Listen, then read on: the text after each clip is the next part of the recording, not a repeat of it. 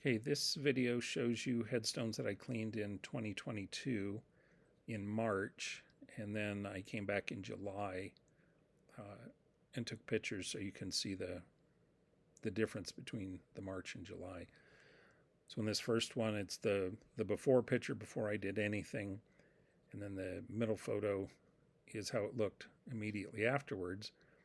And so you can read it better than you could before. It's still not perfect, but then you can see how the D2 continued to work for the next several months and turn this back to its more natural color.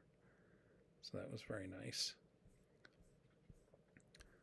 This Bowman marker is probably one of my favorites that I've ever seen. It's just with everything included in the design and how it's basically tells the story of how he died during the Philippines War. But just an absolutely beautiful monument.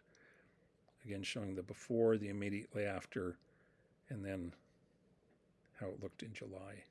Quite an improvement. Unfortunately, this is one of those stones that gets plagued by whatever it is either in the stone or in the cemetery there that makes these kind of start looking not quite so nice even a year or two later.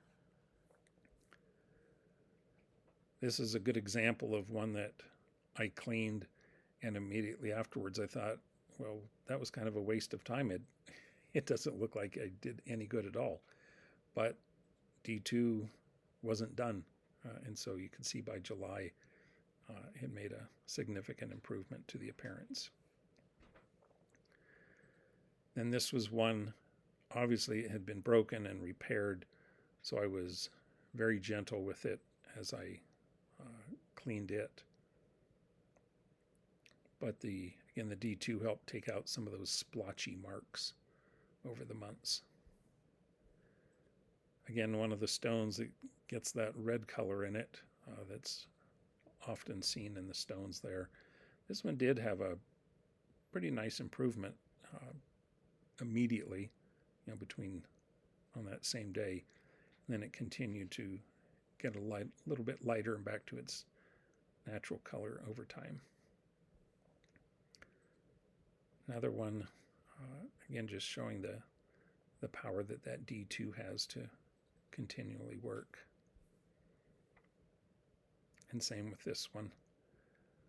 I guess something that I really like about cleaning headstones is that it kind of brings these people back to existence if it is that the headstone is very difficult or sometimes almost impossible to read.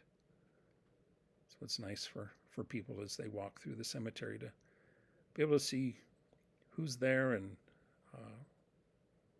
kind of when they were, when they existed. This is one of my favorites. I know this is the marker for some, I guess, relatives of someone who's on I don't know if he still is, but he was on the cemetery committee several years ago when I met him. But this, again, shows the beautiful return of its natural color. So those are a few of the headstones that I've cleaned there at Grace Episcopal.